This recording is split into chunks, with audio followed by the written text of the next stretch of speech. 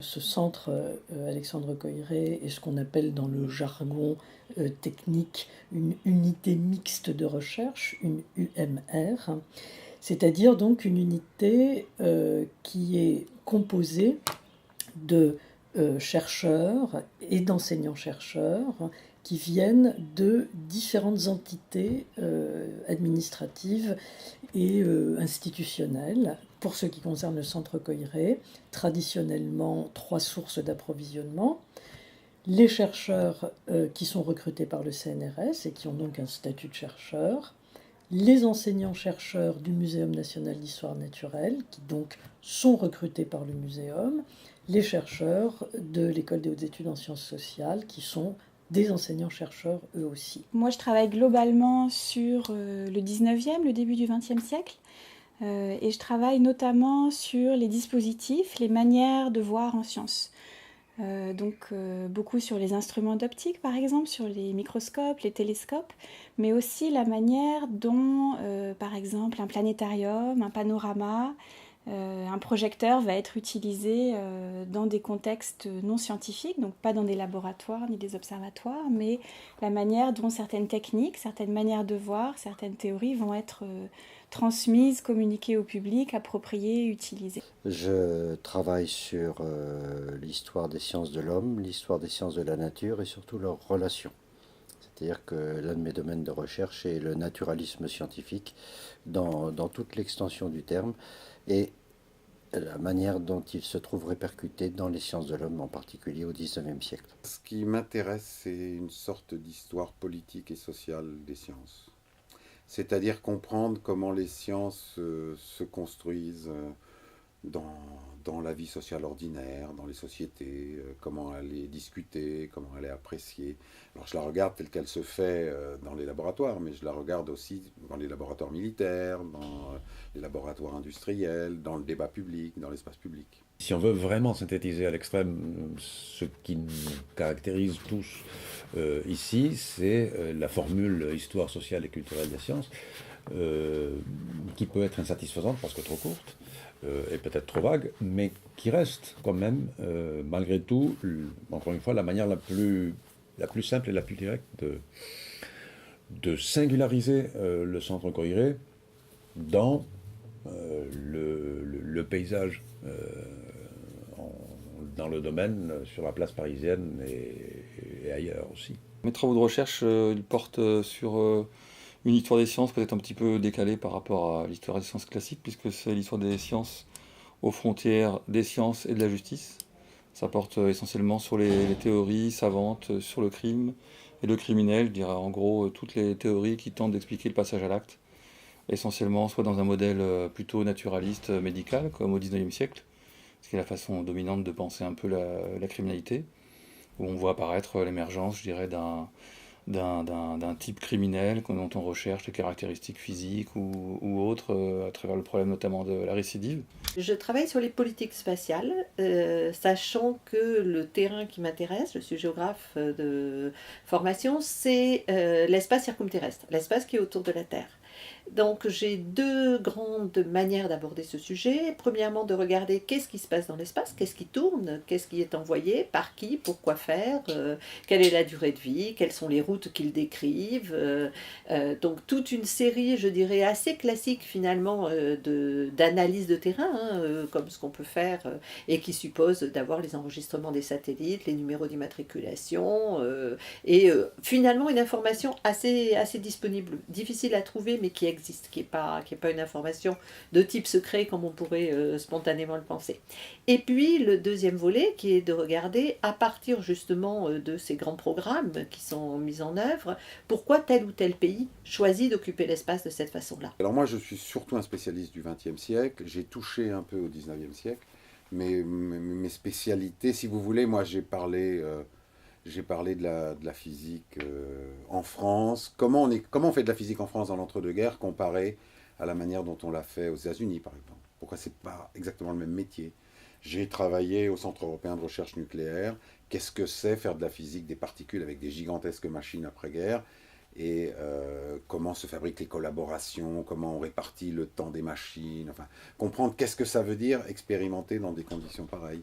Et puis également un intérêt pour les pratiques liées à ces théories, c'est-à-dire comment elles se produisent, comment elles sont argumentées, à partir de quels objets effectivement on raisonne, et essentiellement donc au XIXe siècle, tout l'esprit de collection qu'il peut y avoir, collectionner des crânes, faire des moulages de crânes, collectionner aussi les productions des détenus, les tatouages, l'argot, on s'intéresse beaucoup à l'argot, etc.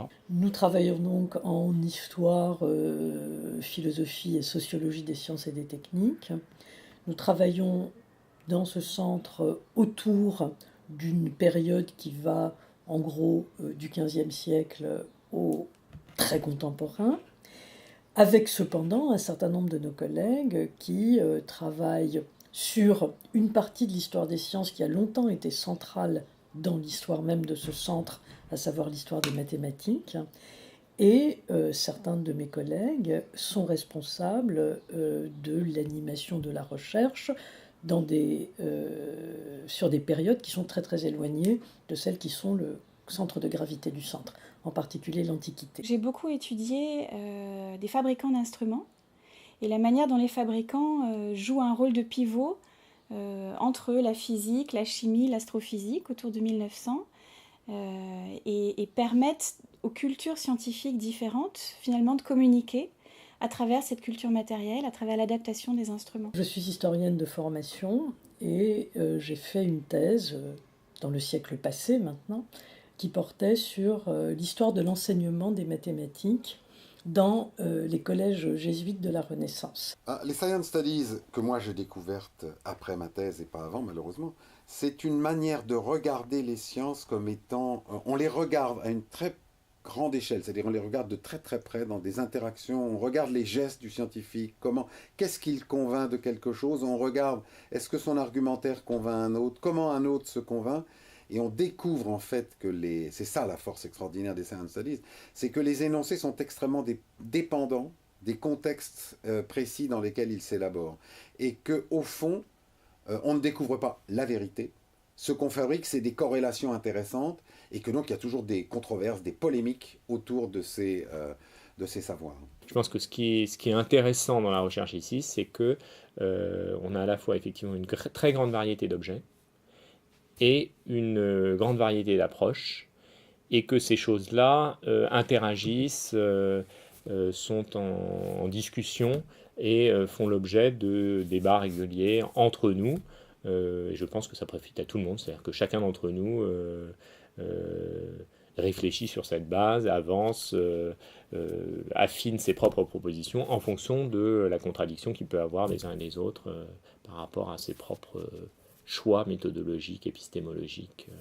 Voilà, donc c'est aussi un laboratoire épistémologique, au moins autant qu'un lieu où on traite d'un certain type d'objet que seraient les sciences. Cette première recherche qui s'est traduite par une immersion dans des sources tout à fait passionnantes, elle m'a ensuite conduit, à la fin de ma thèse, après mon recrutement au CNRS, au Centre Alexandre Coiré, à poursuivre cette problématique du rapport science-religion dans le monde catholique, mais en le regardant de manière de plus en plus décentrée par rapport à l'espace européen dans lequel on a traditionnellement écrit sur et réfléchi à la révolution scientifique. Le Centre Coiré, je dirais sa spécificité par rapport à d'autres lieux, c'est que tout en étant sur l'histoire des sciences, il est sur une histoire des sciences plurielle, puisqu'on a des collègues qui travaillent sur les mathématiques, on a donc des collègues qui travaillent sur différentes thématiques, mais aussi sur différentes périodes. Donc parfois avec des méthodes qui se rejoignent, parfois avec des méthodes différentes. Et le gros intérêt du centre, c'est cette diversité. Bon, alors mon travail, on va dire, consiste à essayer d'étudier les modes d'organisation de la recherche, en un sens très général, on va dire, c'est-à-dire les modes de partage ou de réorganisation qu'il soit au niveau disciplinaire, la segmentation, qu'il soit au niveau des grands ordres de savoir, les grands partages épistémologiques, comme ceux entre sciences de l'homme et sciences de la nature, ou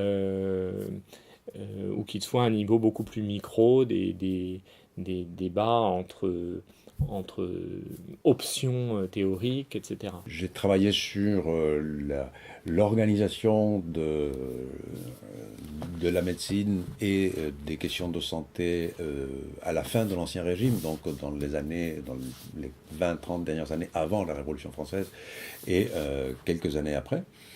Et je travaille maintenant, je travaille sur les images médicales beaucoup aussi, et maintenant je m'intéresse aux relations entre médecine et politique à Paris au XVIIe siècle. Ça, c'est mon principal chantier de recherche actuel. Ce qui m'intéresse, c'est pas de voir comment est-ce que ces grands partages forgent une fois pour toutes la tête des chercheurs, mais que chaque chercheur, après, s'approprie les choses en fonction du contexte dans lequel il est, des interactions qu'il a, de son parcours, etc. Donc on est dans le mode de l'appropriation et pas dans un mode passif où le chercheur ne ferait que retraduire des grandes options forgées par des institutions plus larges. On s'intéresse à l'étude de nos objets à différentes échelles, d'une échelle globale à des échelles très locales, en faisant varier justement les échelles. C'est-à-dire que ce qu'on voit à chaque niveau d'analyse, c'est différent, même si c'est le même objet, ou prétendument le même objet. Je trouve que les points de force, c'est deux choses. C'est d'une part la manière dont nous abordons les sujets que nous abordons. Nous couvrons en gros des questions purement historiques datant du XVIe siècle ou du XVIIe siècle et du très contemporain. Et je pense que nous sommes un groupe qui a une assez grande réflexivité et qui joue des temporalités. C'est-à-dire qui n'hésite pas à dire qu'écrire l'histoire, c'est aussi dépendre de son présent, et que les questions qu'on pose à l'histoire sont en partie des questions que nous tirons de notre propre présent. Ça ne veut pas dire qu'on est déterminé par notre propre présent, mais c'est savoir que le monde ayant changé, ça nous amène à voir des choses auxquelles on n'avait pas pensé avant. Nous sommes en partie déterminés par notre époque. Et ce faisant, nous avons une réflexivité sur notre propre manière de faire l'histoire et donc de l'adapter, de la transformer. Ça, nous le faisons ici, de façon consciente, délibérée. Et je pense que ça, c'est une très grande chose. C'est une chance que d'avoir ici énormément de chercheurs relevant de domaines de compétences, de périodes et aussi de méthodologies d'approche fort différentes. On peut avoir des approches anthropologiques, sociologiques, de l'histoire culturelle et intellectuelle, qui reste l'une des dominantes naturelles depuis l'origine du centre. Et puis il y a des gens qui travaillent un peu dans toute forme de domaine, mais également sur les politiques de la recherche.